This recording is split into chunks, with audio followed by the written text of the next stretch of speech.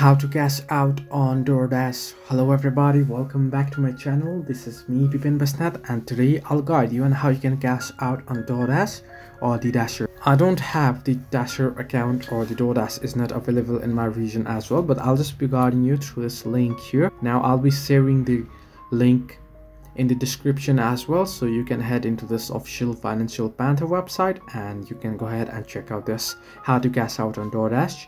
Now I'll just go through the quick points here, how to cash out on DoorDash. Now basically there is a basic way that you get paid.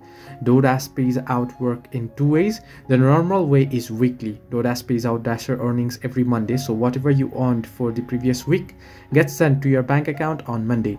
Depending on your bank, you'll get your payment either the same day or in a few business days. However, what you can do is, in order to get instant money, you can use FastPay.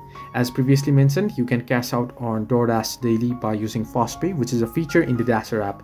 If you use FastPay, you won't have to wait until Monday for your earnings to be sent to your bank account. Instead, you can have your earnings deposited into your bank account once per day if you like.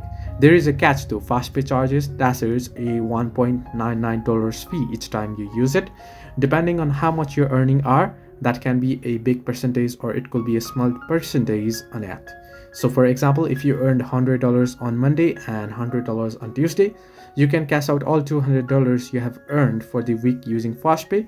You'll pay $1.99 fee to use FastPay, so you'll end up with $198.01 deposited into your bank account.